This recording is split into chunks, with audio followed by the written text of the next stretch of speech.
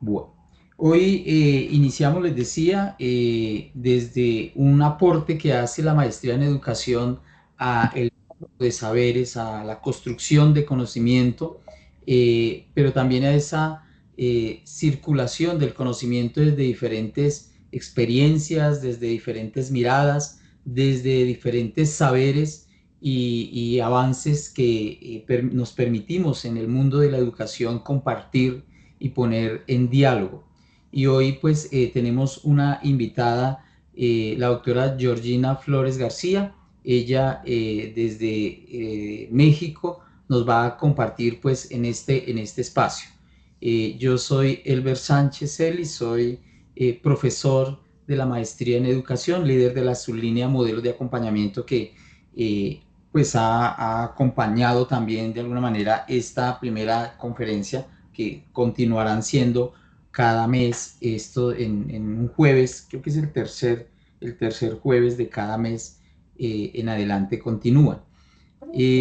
Doctora Georgina, desde ya muchas gracias por su disponibilidad, por su presencia.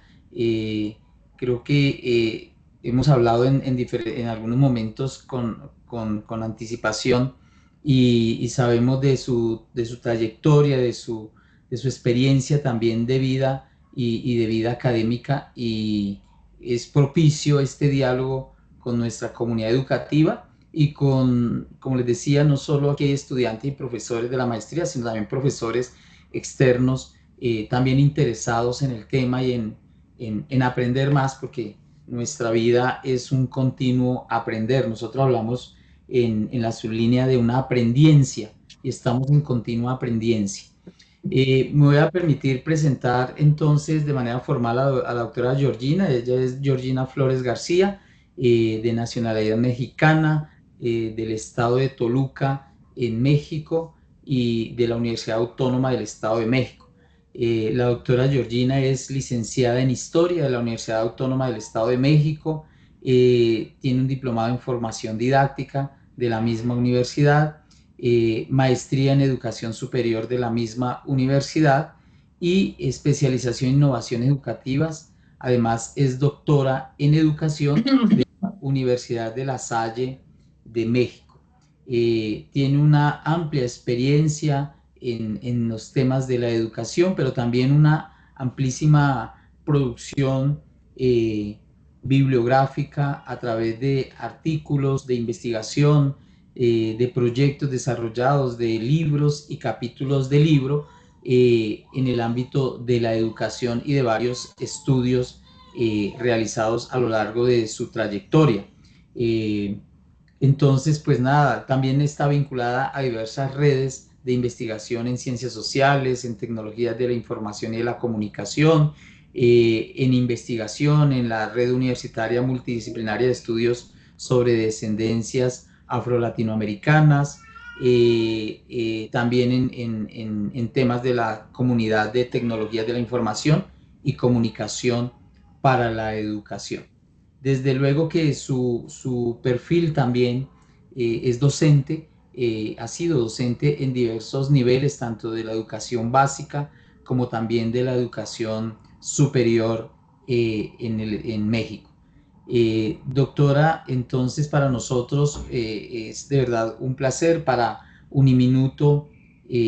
Gracias por su presencia, por compartir, por estar con nosotros. Entonces tenemos a partir de ahora, voy a darle la palabra a la doctora Georgina. Ella va a tener estos 40 minutos para dialogar, para contar desde su camino y sus trayectos y sus travesías académicas, contar estas provocaciones que nos va a generar a partir de esta dinámica del acompañamiento y la tutoría. Además, en el transcurso de la reunión les voy a compartir el enlace para el registro, tanto estudiantes, profesores, internos, externos, que participan en este encuentro. Entonces, doctora Georgina, gracias nuevamente y los micrófonos son suyos. Muchísimas gracias, muchísimas gracias. Agradezco a la maestría en educación, a quien la dirige y por supuesto a Diana Piraquive, a Elber Sánchez y a todo el equipo, porque no puedo decir los nombres de todos, son con los que estuve trabajando hace algunos meses, son como 5 personas que dialogamos bastante. Es un placer estar aquí con ustedes, sobre todo cuando hablamos entre iguales, porque eso es lo que comentaba con Elber, es mirarnos en el mismo camino en donde vamos. Quizá unos vayamos más adelante porque la vida así nos puso, y otros vayamos a la par y otros vayamos un poco atrás, porque así es el conocimiento, así es la vida, pero nadie es más ni nadie es menos. Todos somos iguales. Y O sea si que me en la permiten, cárcel. si me permiten decirles en este momento de qué manera yo le decía a mi familia, voy a Colombia en un rato, sin avión y sin nada, pero qué gran ventaja tenemos el día de hoy de poder compartir el conocimiento a la distancia.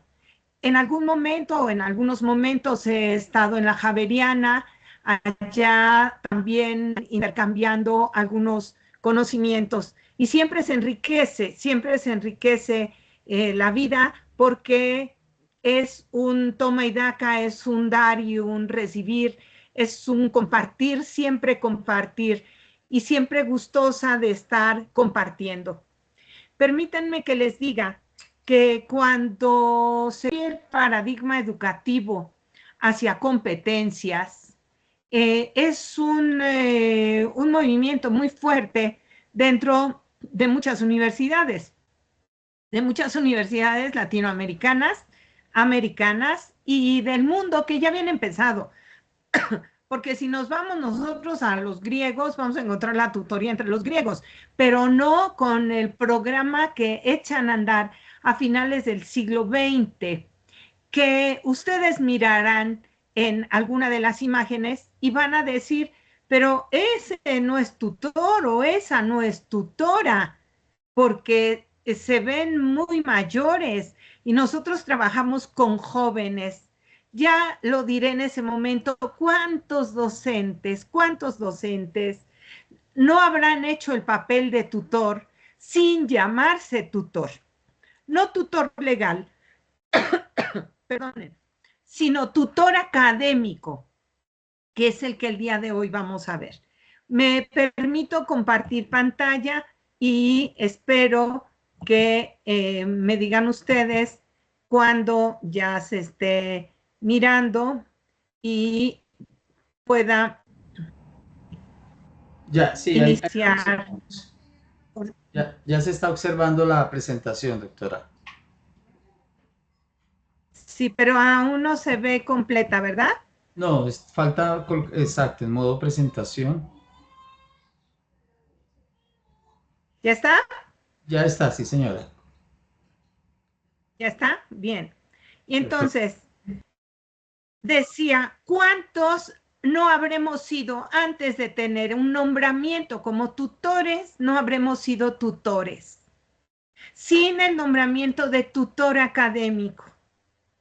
Pero finalmente es una actividad que los que verdaderamente tenemos una profesión como docente, ojo por favor en lo que estoy diciendo, porque no estoy diciendo que tengamos un título que diga profesor de matemáticas, profesor de, que seamos docentes porque nuestras convicciones nos llevaron a compartir el conocimiento, a tener, a compartir lo que sabemos en áreas diversas.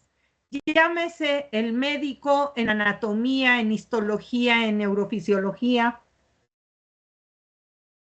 el arquitecto en álgebra, en diseño, el psicólogo en psicología clínica, en psicología educativa, qué sé yo.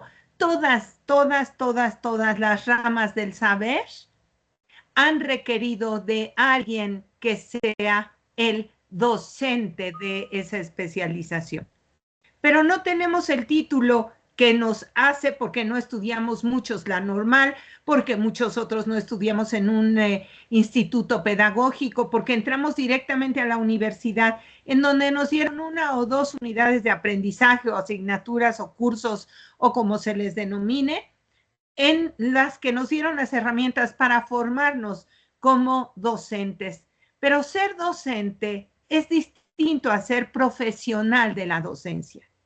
Cuando somos profesionales de la docencia, llámese en historia, en antropología, en ciencia política, en medicina, en lo que quieran ustedes, entonces desempeñamos un papel que, aunque no esté el nombramiento, se llama tutor académico.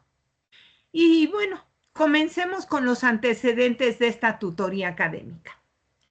En la tutoría académica, lo que nos dijeron al final del siglo XX y principios del XXI fue: ahora los docentes, aparte de dar clases, van a tener que ser tutores académicos. Yo inicié el programa de tutoría académica en la Universidad Autónoma del Estado de México en un programa piloto. Yo trabajaba en ese momento como tiempo completo para ciencias políticas. Me desempeñaba en 3 de las licenciaturas: sociología, comunicación y ciencia política y administración pública. Hoy por hoy me encuentro en la Facultad de Humanidades trabajando para la licenciatura en historia. Pero cuando inicia el programa de tutoría académica, empieza con un pilotaje. Y yo formo parte de ese grupo que echa a andar el programa. Y entonces nos dijeron: ahora van a hacer, deben de tener un perfil, hay que hacer un diseño de quién tiene el perfil, cómo debe de ser. Pues no lo cumplían muchos docentes. Había que tener tiempo, había que tener características de escucha con los estudiantes, de empatía con los estudiantes. Y no todos querían entrar. Ay, pasó un año y entonces yo coordinaba el programa y entonces me dijeron: oye, necesitamos que nos des tantos estudiantes porque viene en el programa de estímulos. Es decir, me van a dar un dinerito más si tengo tutorados. Mi respuesta fue: discúlpenme, hace un año que los invité, les dije, fulano llena el perfil, sutano llena el perfil, y que me dijeron que no querían, ¿verdad? Y ahorita ya hay dinero, y esa es una de las características que no hace tutor a un docente. Es decir, si me pagan, trabajo; si no me pagan, no trabajo. Y reafirmo, antes de este programa, muchos docentes ya eran o éramos tutores, sin tener ningún título de tutor. ¿Por qué?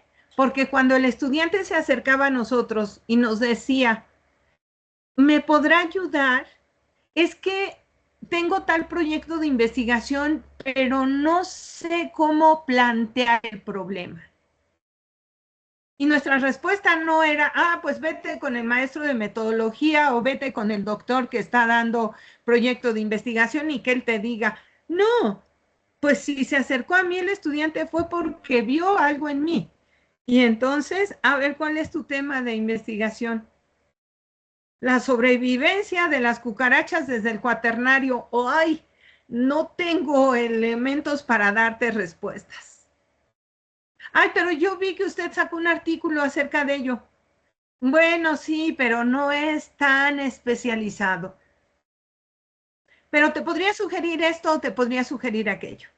Y el estudiante poco a poco va acercándose al docente porque tiene un problema, porque tiene otro problema. Académico, académico. Voy a terminar hablando de algo que no es tan académico.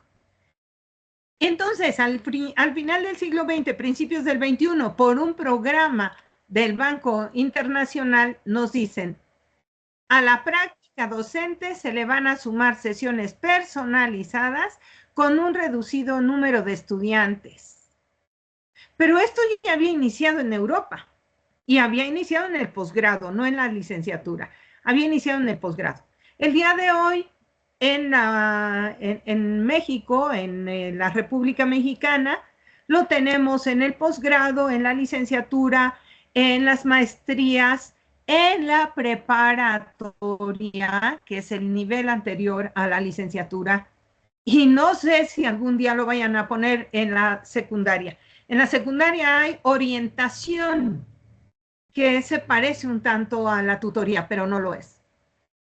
Se denominó de distintas maneras en Inglaterra, en los Estados Unidos. Los mentores ya habían estado en las escuelas lancasterianas, ¿no lo recuerdan ustedes? Si están estudiando educación, saben que en las escuelas lancasterianas había mentores, pero eran horizontales. Aquí no somos tan horizontales, porque los estudiantes de licenciatura están un grado menos que nosotros o 2 grados menos. Pero si estamos siendo tutores de doctorado, casi somos iguales o somos iguales realmente. Yo por eso hablo de horizontalidad. Tenemos un grado más, tenemos el ejemplo que ponía, unos vamos más adelante, otros vamos quedándonos, pero todos vamos en el mismo camino.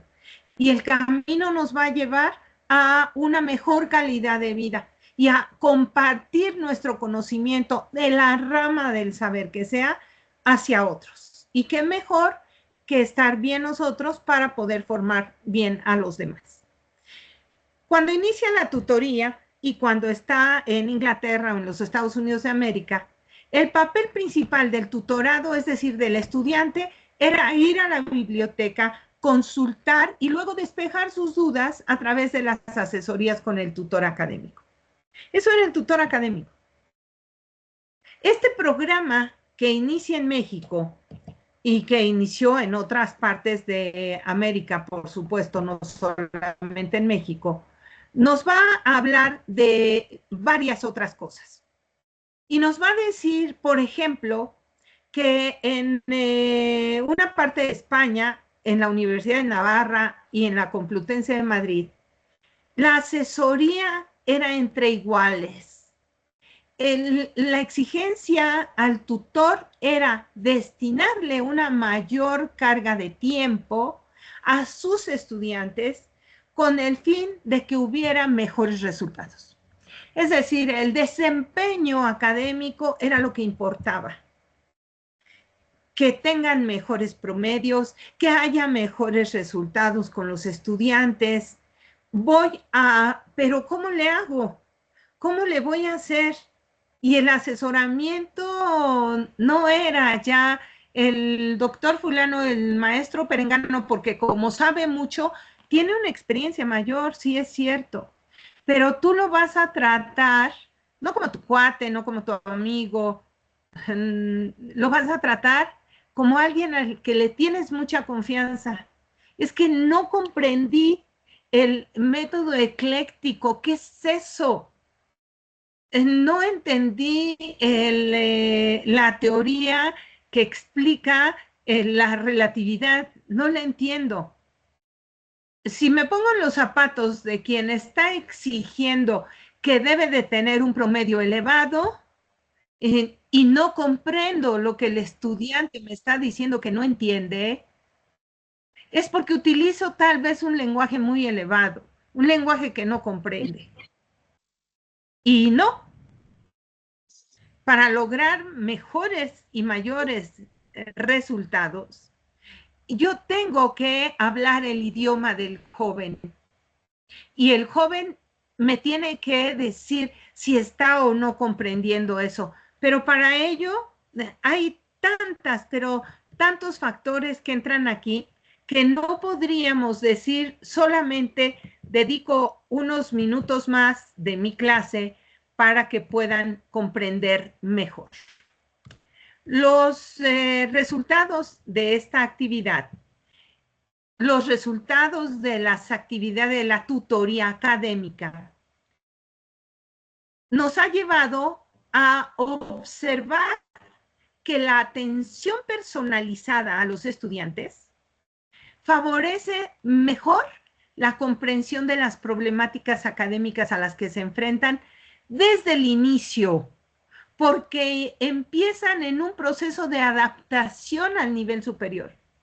Ellos provienen de estudios anteriores a las licenciaturas y nadie los ha tomado en cuenta. Los programas no consideran eso y llegan y de frente se encuentran con una serie de lenguajes distintos, con una serie de docentes diferentes, de contenidos, de exigencias metodológicas. Cuando al estudiante a los 17, 18 años se le empieza a hablar de la epistemología, vamos entonces a abordar el problema desde la epistemología. Y si el joven en su vida ha pensado, ha tenido una idea de lo que es la epistemología, desde ahí ya se bloqueó. Y va a estar atento, y va a estar calladito, y va a estar escuchando, pero no comprendió lo que era la epistemología, luego entonces no va a comprender absolutamente nada. ¿O acaso no les ha pasado a ustedes que cuando están leyendo un libro hay una palabra, una, que no se entiende?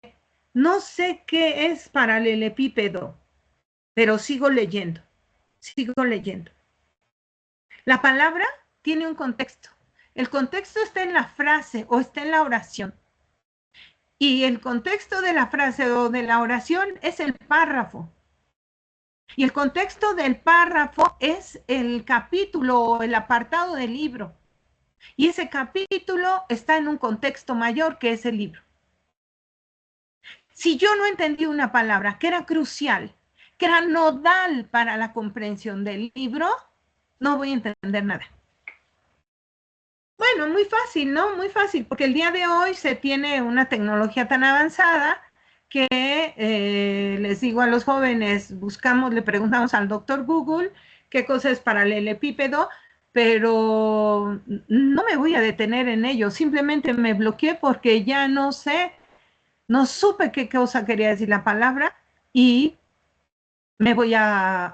encuentro un obstáculo, encuentro una barrera. Pero eso es desde el inicio, ¿eh? Desde el inicio, no cuando están en el semestre avanzado, en el año avanzado, cuando ya van en el segundo, tercer, cuarto semestre o cuando van a final de la carrera, no. La tutoría comienza desde que llegan los jóvenes, desde que los recibo a los jóvenes. Y aquí, por supuesto, no todo es miel sobre hojuelas. Los jóvenes también se resisten y dicen, yo no necesito una nana. Yo no necesito a nadie que me esté cuidando si sé o no sé, si aprendo o no aprendo. Y ahí también entra mi papel. Entra a ver, llamarlos, verlos, quiero conocerlos, si los voy a conocer o no. Es muy difícil, ¿eh? Mucho, mucho, muy difícil. Con 1, con 2, con 9, con 5, con el número que sea, que yo tenga para la tutoría, no todos los estudiantes están dentro del programa. No quieren estar dentro del programa. Es muy difícil, mucho, mucho, muy difícil. Pero el trabajo tiene que ser constante. El trabajo tiene que estar presente día tras día. El trabajo tiene que estar presente siempre, siempre, siempre, siempre. Y yo no debo de caer. No debo ni agüitarme, ni sentir, es que mi papel es un fracaso, mi papel como tutor es un fracaso. No, hay estudiantes que perfectamente entran porque saben, comprenden que lo necesitan y que se les va a facilitar el estudio si están en el programa tutorial. Y eso nos lleva a buenos resultados, decía. Estos buenos resultados que voy a tener van a partir de, lo repito porque la diapositiva se me corrió, lo repito, desde el inicio y a lo largo de toda su trayectoria escolar, de toda. Mi papel es no soltarlos de la mano, no tenerlos así, apretados de la mano.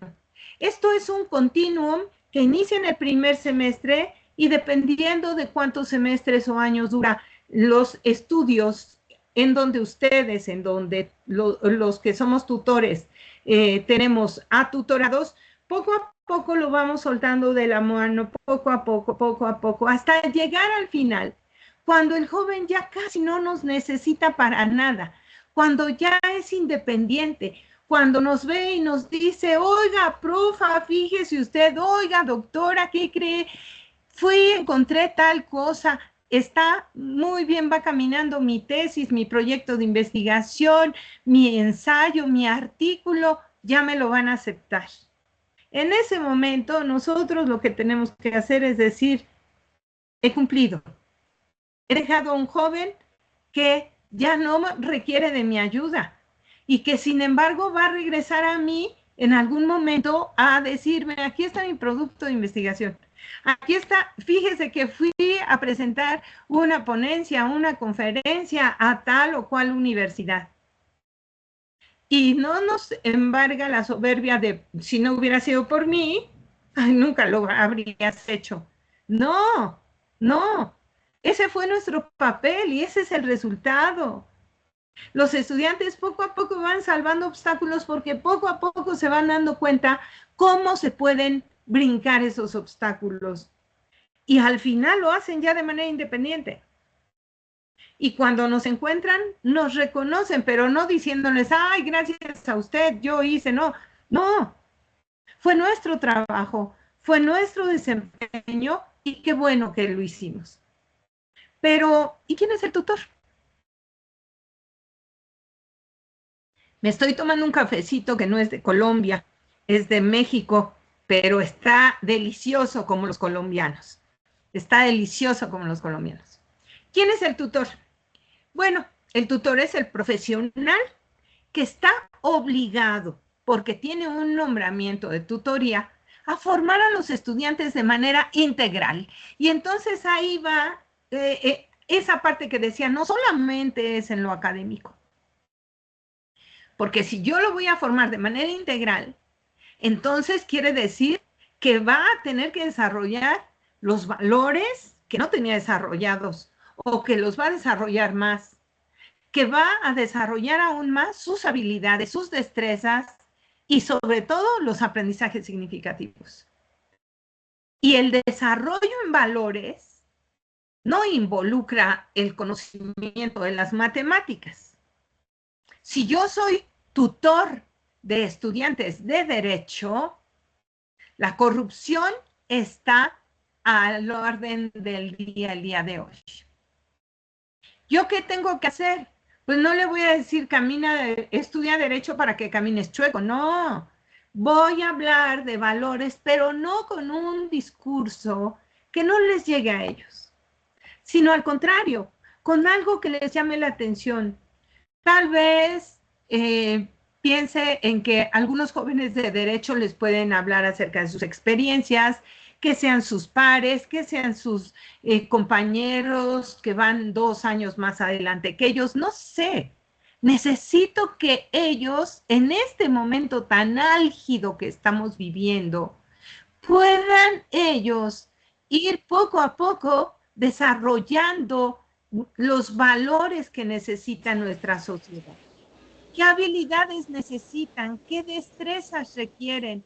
Yo no las tengo todas, ni las tengo muchas, no tengo, o no tengo las habilidades que ellos requieren. Yo no soy Dios Todopoderoso, ni soy el maestro orquesta. ¿Qué soy? Soy quien guía. Y entonces, este profesional que va a formar a los estudiantes los va a canalizar, los va a canalizar. Él va a gestionar que haya una plática, que haya una conferencia, que haya un taller. Vamos a tener un taller, pero solamente un taller, 2 horas de un arte que nos va a servir para protección. Pues eso no nos sirve para protección.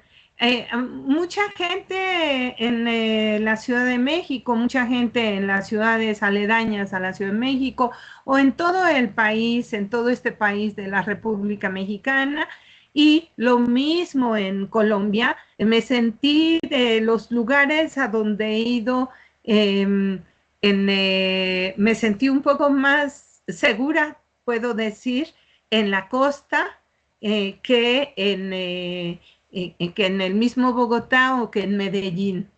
Eh, ¿Por qué? Bueno, pues porque sentía como que alguien venía cerca de mí, lo comparaba tanto con la Ciudad de México, que andamos así paranoicos en la Ciudad de México.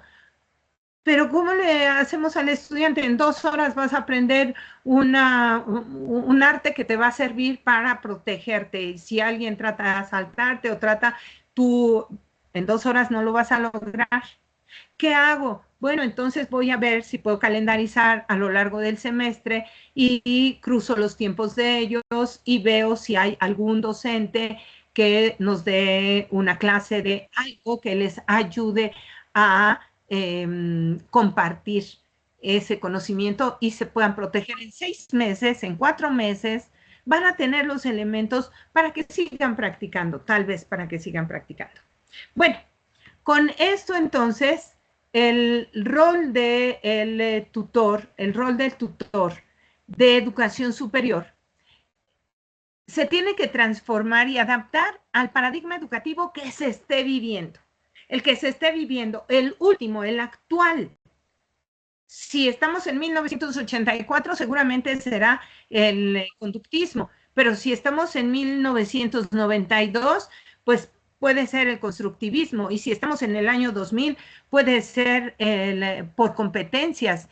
Lo que requiere es que sea un facilitador y un orientador, no un todólogo, no el que le va a decir qué, cómo, cuándo y por qué lo va a hacer, sino le va a facilitar el camino para que tenga una mejor trayectoria, para que sus conocimientos vayan siendo cada vez, se vayan fijando cada vez más, fijando del verbo fijar, del verbo sellar, y oriente al estudiante de tal manera que esto le permita alcanzar una preparación para la vida, no para pasar el año, no para pasar el semestre, no para pasar el cuatrimestre, sino para la vida. Si a mí me ayudaron en la solidaridad, ahorita comentaba con el maestro cómo México en este momento está sufriendo los estragos de las lluvias, los ríos han crecido mucho, ha habido, se han desbordado, hay comunidades que quedaron sepultadas, hay muertos, hay mucha gente que se quedó sin casas. Hay que ser solidarios.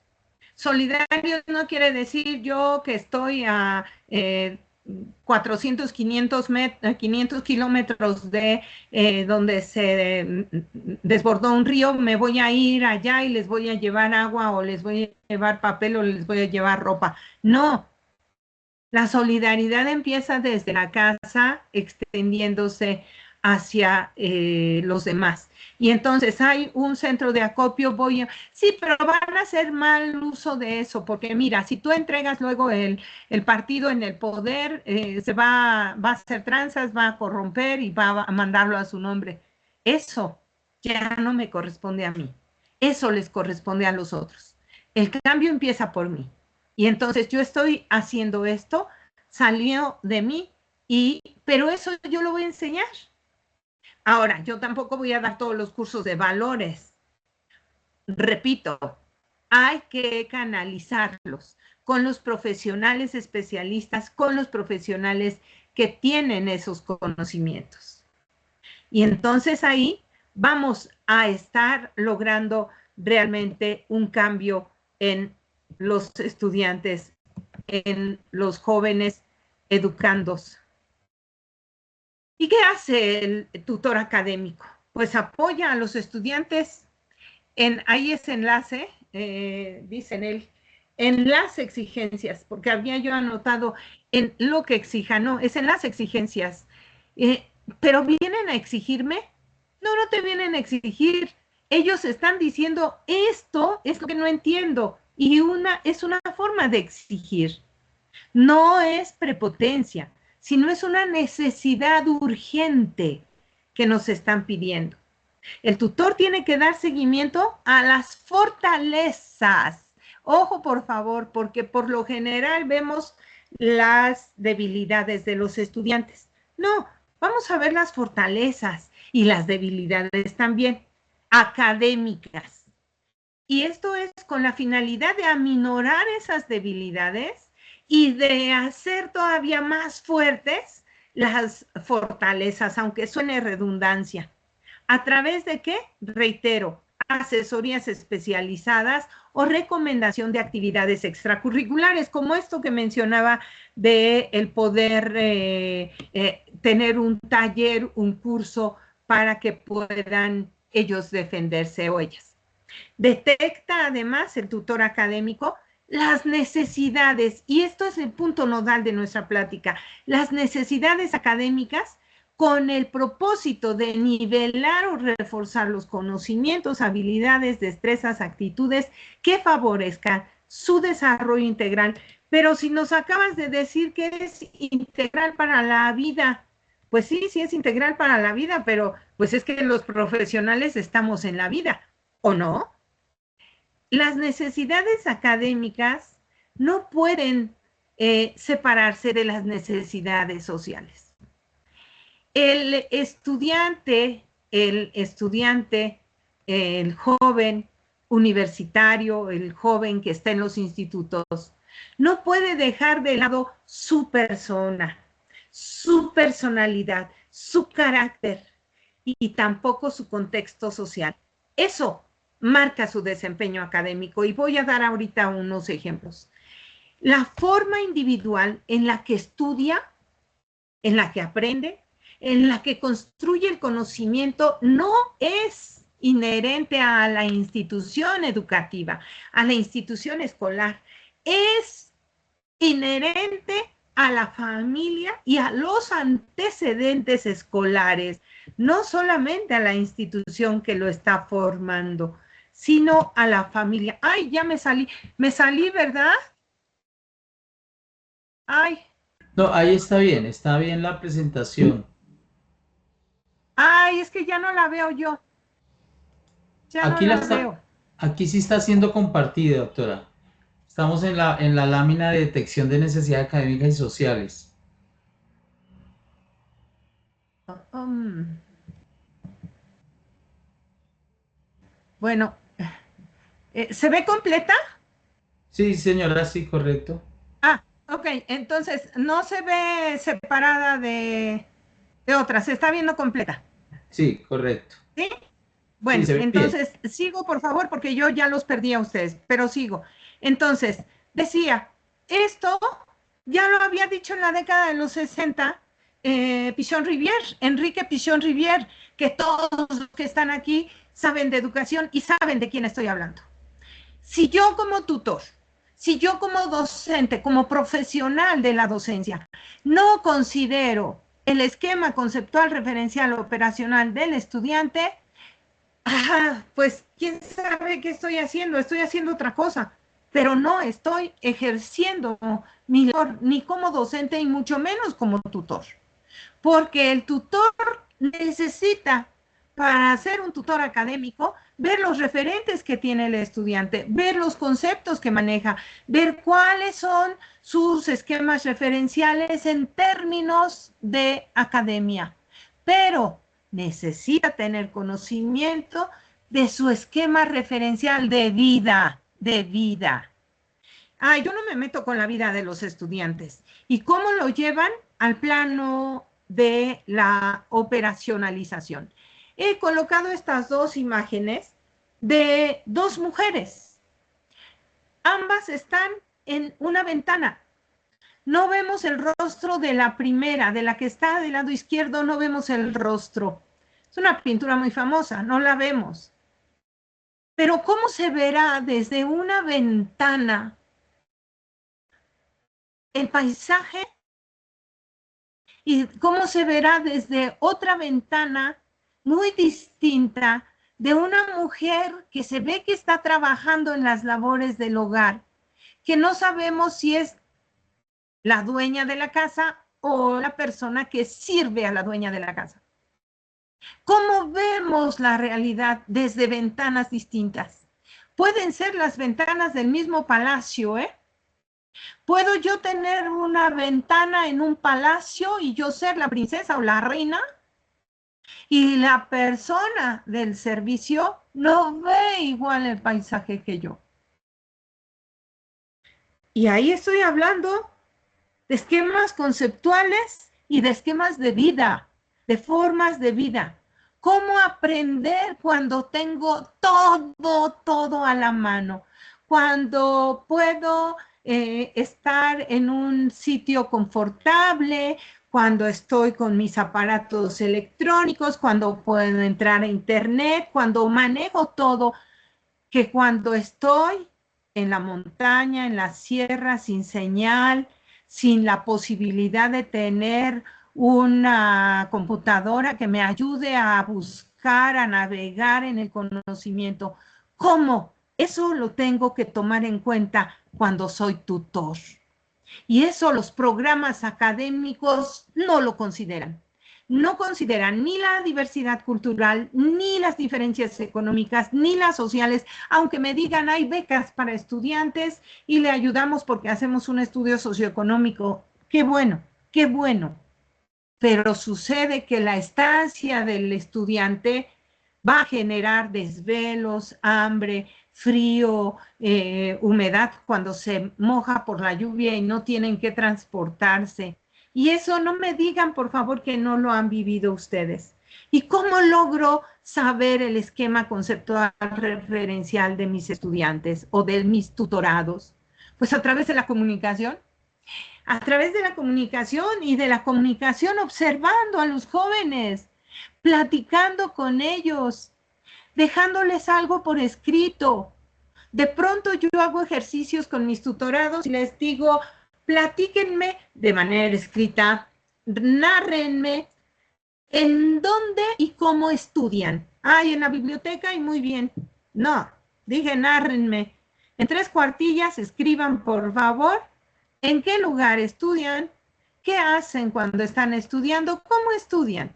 Son preguntas muy cortas y muy simples, pero quiero 3 cuartillas. Y no saben todo lo que sale ahí, todo lo que sale.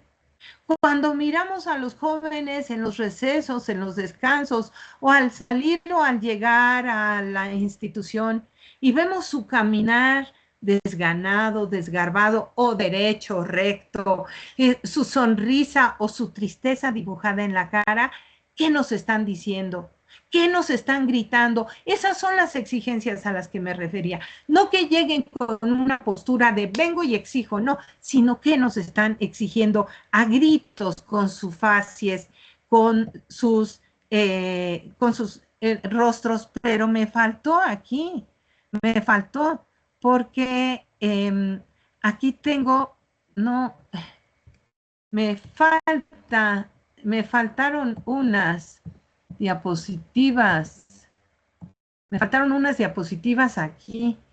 Voy a cerrar esto porque en la que tienen ustedes, en la que están visualizando, ¿todavía están visualizando una? Ya no. No, ya no, ya lo acabo de quitar del Bueno, modo partido. lo voy a resumir porque también el tiempo se me está acabando. Después del cómo le voy a hacer, venían otras 3 diapositivas y venía un colofón. El colofón me hablaba de el compromiso que tengo yo para formar a los estudiantes a través de instrumentos y una técnica muy, muy valiosa. Los instrumentos son el cuestionario y la entrevista. El cuestionario y la entrevista. Voy a mandarle al maestro Elber la presentación que tiene todos estos elementos, que tiene todas las herramientas, para que miren ustedes el cuestionario. Pues son cuestionarios simples para saber en dónde vive, cuánto tiempo se hace para llegar a su casa, si el joven tiene que trasladarse en autobús, caminando, en auto, si renta un espacio cerca de la universidad, qué es lo que hace el joven para poder llegar a su centro de estudios. Entrevistas. Las entrevistas las hago de manera individual y hago grupos focales porque son grupos, y los estudiantes van cruzando lo que ellos quieren decir. No es durante un mes, 2 meses o 6 meses, es durante toda la trayectoria escolar. Y lo más importante aquí es la escritura de la historia de vida. Escritura, no la narración, no la narrativa de lo que es la vida del estudiante, sino escribir, porque el escribir así con la manita y con el bolígrafo, eso me ayuda a tener un mayor desarrollo cerebral. Sí es cierto que la computadora me ayuda mucho. También es cierto que la computadora me corrige faltas ortográficas y me corrige la sintaxis. Y cuando meto en mis programas de inteligencia artificial, olvídense, porque entonces me da una historia maravillosa. Pero yo, tutor, lo que necesito para detectar las necesidades del estudiante, las necesidades académicas que están ancladas íntimamente a su vida, a su historia de vida. Necesito saber, ¿desayuna? ¿Come? ¿Cena? ¿Le gusta el trago? ¿Se va de fiesta cada fin de semana y se pierde en el alcohol? A la primera no me lo van a decir, porque una historia de vida tampoco se escribe a la primera. La historia de vida es el desollar a la persona, porque nosotros como tutores tenemos que hacer categorización. No es nada más, ay, mira, pobre chavo, este vive hasta la cima de la montaña y viene a estudiar acá. Ay, y está en invierno, está a 20 grados bajo cero. No, no. Yo necesito analizar a través de categorías: familia, escuela, padres, abuelos. ¿Quiénes son la familia? La familia no siempre son papá, mamá, los hermanos y el perro. No, la familia pueden ser los abuelos, pueden ser los tíos. ¿Y eso a qué me lleva? ¿Qué cosa es lo que yo voy a hacer? A detectar por qué los estudiantes que tienen menor promedio tienen por ahí algunos problemas que yo puedo canalizar, sea con psicólogos, sea con pedagogos, sea con especialistas en la materia, pero yo lo voy a canalizar. Ese es mi trabajo, esa es mi responsabilidad. Y entonces aquí quiero cerrar diciéndoles que la tutoría si yo tomo la tutoría y si yo soy tutor porque me obligaron a hacerlo, pues ya que estoy en el camino, lo tomaré como una responsabilidad, porque soy responsable de la formación, no de estudiantes, no de profesionistas o profesionales, sino de seres humanos que van a ejercer una profesión también con responsabilidad. Cuando ellos ya estén libres, cuando yo los vea caminar de manera independiente, en ese momento podré decir, he cumplido, pero sigo con los otros, hasta el momento en que me tenga que retirar. Muchas gracias. Buenas tardes. Bueno, muchas gracias, doctora Georgina, porque creo yo que este tema de la tutoría hace parte de los procesos de acompañamiento en la búsqueda de la construcción de los proyectos de vida. Ya lo decía la doctora desde inicio, la tutoría no es una cuestión netamente académica o academicista, sino que tiene que ver con toda una dinámica de la integralidad del estudiante, sea niño, sea adolescente, sea adulto, independientemente del nivel de educación. Eh, y creo yo que esto pues, nos permite pensarnos desde nuestras prácticas pedagógicas, desde nuestra experiencia y nuestro hacer y ser docente, que tanto acompañamos y provocamos esos procesos tutoriales, hasta donde se desarrolla incluso la tutoría, no simplemente para responder a una inquietud, sino de manera integral, incluso provocar procesos de pensamiento, provocar comprensiones incluso dialógicas distintas, incluso aún cuando el estudiante viene a preguntar esto, pero esa pregunta nos detona otras inquietudes, otras correlaciones de aprendizaje. Entonces, muchas gracias, doctora, por eso. No sé si hay en este momento, vamos a tener unos minutos aquí, si alguien quiere hacer alguna pregunta, alguna resonancia, alguna anotación a lo que la doctora Georgina ha venido hablando sobre la tutoría, bien pueda levantar la mano o escribirla si se dificulta de pronto la intervención. Adelante, Sergio David Arroyo. Bueno, primeramente, buenas noches para todos. Bueno, gracias primeramente por esta oportunidad, este espacio. Yo quiero como reafirmar lo que se estuvo socializando en cuanto al tema de nosotros como tutores, cuando estamos con nuestros estudiantes.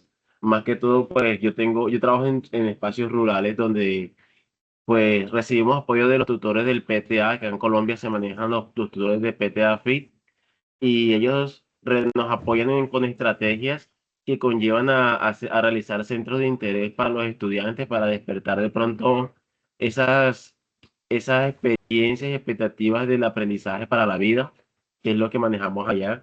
Y sí, tenemos muchos obstáculos y estamos centrándonos en que ese aprendizaje se lleve a cabo a través de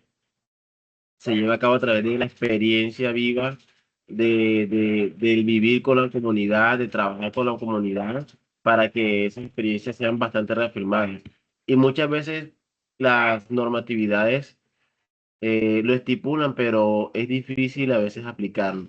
Y siempre requerimos esas estrategias de apoyo. No siempre nos vamos a saber todas, pero a veces trabajando en conjunto con otros profesionales, pues logramos cumplir esos objetivos.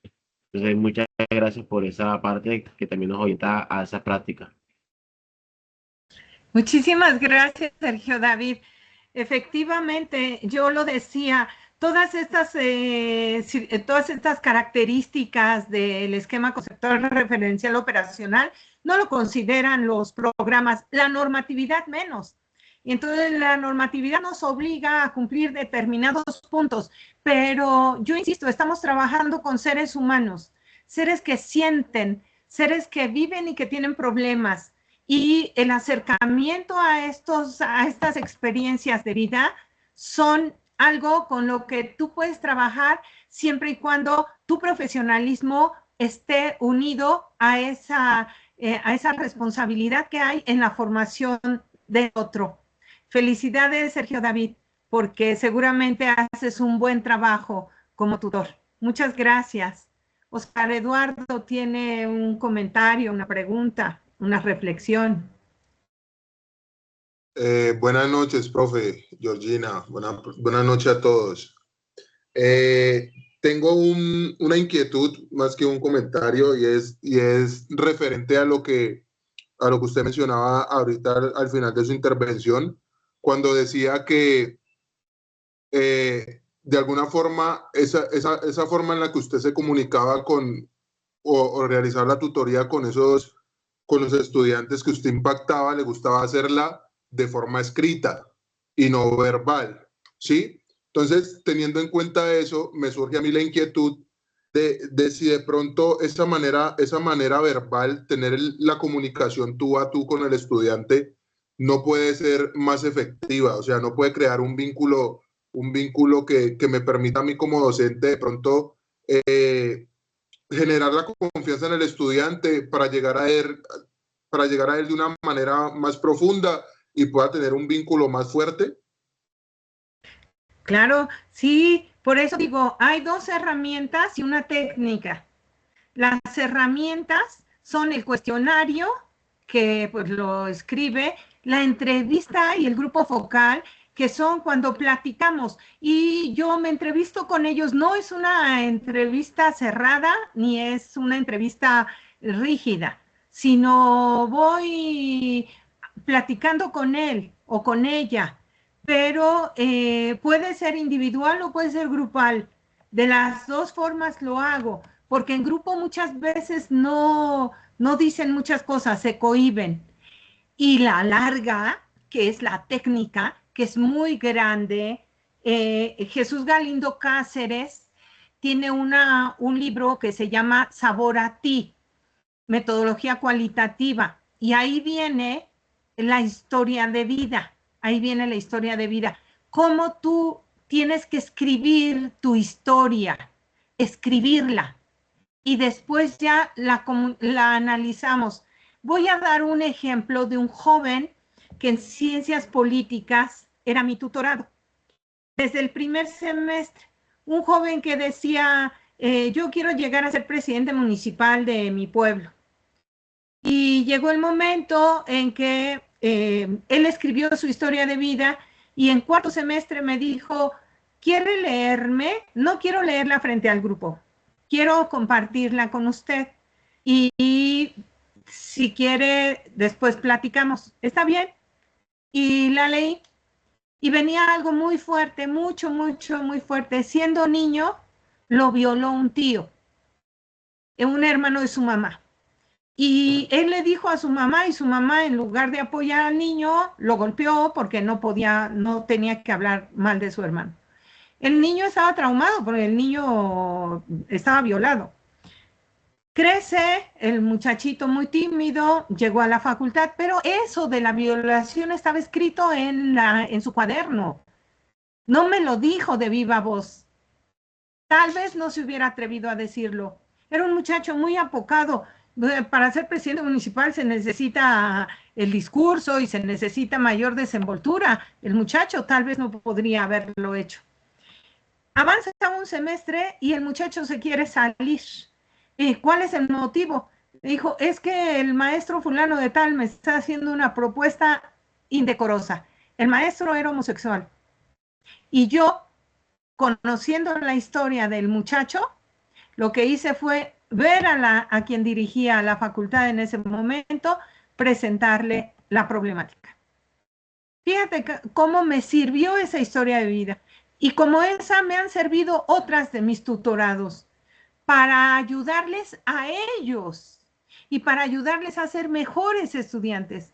Eso no me lo hubiera dicho de viva voz. Así es que, Oscar Eduardo, no es solamente que escriban, y el escribir es a largo plazo, es que escriban y que hablen en las reuniones que tengo cada mes con ellos, platican, dialogan y ahí vamos encontrando otras cosas. O sea, son las dos cosas, escrito y hablado. Muchas gracias, Oscar. A No usted, sé si profe, hay muchas alguien más. gracias. Bueno, creo que hay una mano levantada también de Alberto y con el que vamos a tal vez a ir cerrando este espacio. Adelante, Alberto. Buenas noches, profe. Buenas noches, doctora Jordina. ¿Cómo están? Buenas noches, Alberto.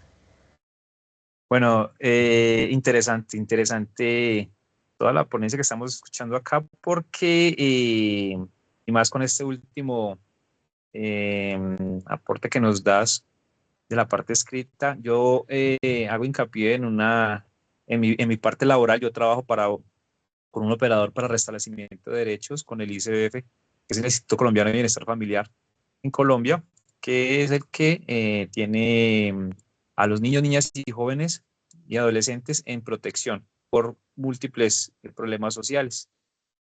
Y justamente yo soy un coordinador del equipo psicosocial, y resulta de que a lo que tú has dicho, la práctica que se hizo ahora, o sea, de que cómo se deben abordar ciertos temas, la parte de escribir, porque digamos que en el momento de abordar una problemática dentro de la política del Instituto Colombiano de Bienestar Familiar, dice que no se debe revictimizar a la persona, pero entonces sí se debe buscar una manera propicia para que pueda, digamos, sacar o liberar cargas emocionales que aunque no ha podido trabajarlo con ningún profesional de psicología, bueno, de psiquiatría o que lo haya trabajado un neurólogo, pero que sí debemos llegar a que la persona saque y pueda expresar ciertos aspectos que son negativos para poder seguir adelante, avanzar en su proyecto de vida, a nivel social, a nivel, digámoslo, de convivencia. Entonces, escuchando todo lo que decía ahora, digamos que es una práctica que nosotros tenemos allí, que no la vemos de esa manera, pero sí nos toca hacerla. Entonces, nada, me sentí muy, muy identificado y créame que el ejercicio que hacemos dentro del operador es enriquecedor porque nos sirve mucho y más con lo que yo escucho de de lo que estoy escuchando hoy, pues me llevo una buena herramienta para fortalecer, digamos, mis prácticas laborales y compartirlas con el equipo psicosocial. Agradezco mucho por su aporte, por las palabras que nos dio y nada, espero en otra oportunidad contar o poder estar en una de sus ponencias. Muchísimas gracias, profe. Muchísimas gracias. Gracias, Alberto. Solamente quiero cerrar con lo siguiente. Yo atiendo grupos de historia como en tutoría, de licenciatura en historia. Y yo marco al inicio, cuando van a escribir su historia de vida, marco ejes centrales. No es nada más escriban lo que se les ocurra desde que nacieron hasta el día de hoy. No es una biografía, no es una autobiografía, es lo significativo para ellos en términos de el aprendizaje de la historia. Y cada uno lo podemos aplicar a nuestros ámbitos. Y entonces les digo, vayan pensando en el eje, es la columna vertebral que van ustedes a llenar de nervios y de carnita, porque al final el cuerpo es su historia, son ustedes. ¿Cómo aprendieron historia? ¿Quién les enseñó historia? ¿Quién les habló de historia? ¿Cuál fue su primer acercamiento a un evento de historia? Y no necesariamente en la escuela. Es que los llevaron a una zona arqueológica, es que los llevaron a un museo, es que imaginen ustedes a alguien que vio el Museo del Oro cuando tenía 3, 4 años y le impactó. ¿Qué es eso? Ah, pues me voy a inscribir en la licenciatura en historia 18 años después. Pero no lo había hecho consciente, no lo había recuperado, sino hasta que lo está escribiendo. La riqueza de la historia de vida es increíble, de veras, y ella me ayuda a detectar necesidades en los estudiantes. De manera más inmediata es el cuestionario, de manera mediata es la entrevista, individual o grupal, y de manera un tanto más lejana, es la historia de vida, pero muy rica, mucho, muy rica.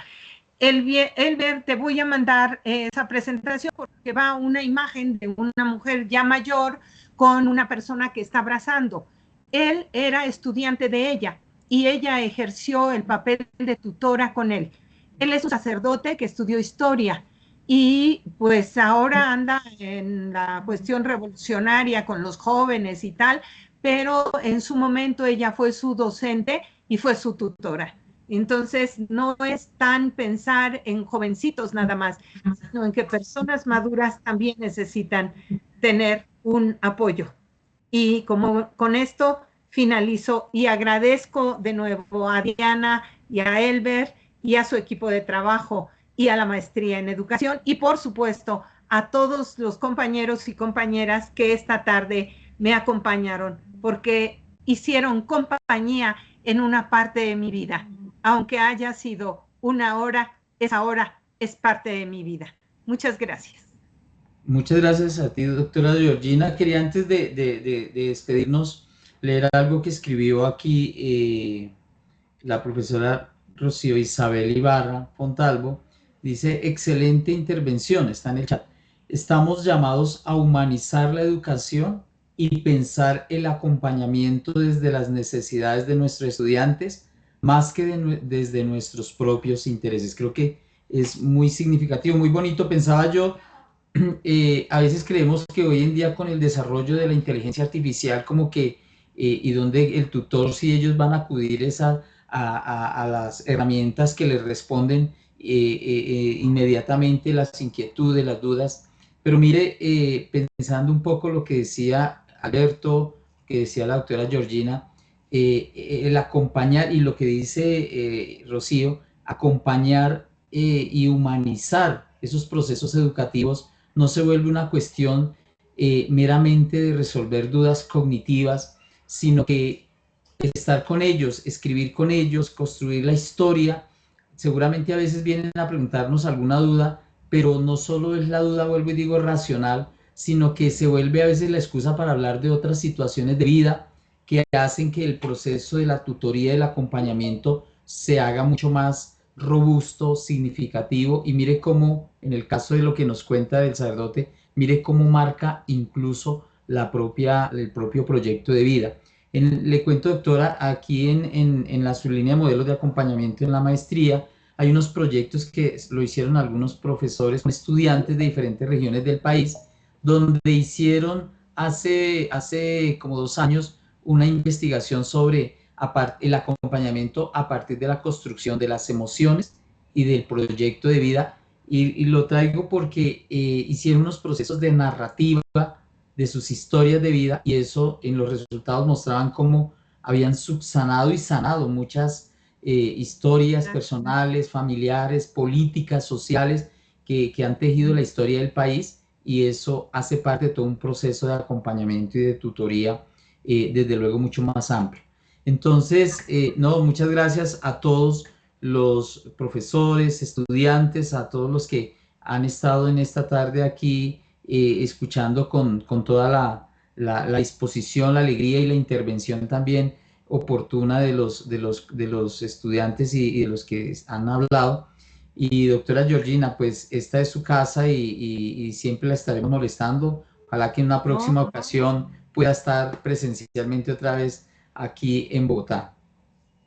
Muchísimas gracias, es un placer y ha sido un placer, y siempre estaré enamorada de Cartagena de Indias y muy dispuesta a viajar a Colombia. Muchísimas gracias. Ok, aquí hay estudiantes de varias regiones del país, de esa zona de Cartagena, Barranquilla, de Antioquia, de diversas regiones, entonces ya tendremos la oportunidad seguramente de ir conociéndonos más. Bueno, muchas gracias a todos y que tengan una feliz noche y que estén muy bien. Buenas noches, hasta luego. Gracias, buenas Bueno, a noches. ustedes. Saludos Hasta a luego, Diana, gracias. por favor. Gracias. Gracias, feliz noche. Muchas gracias.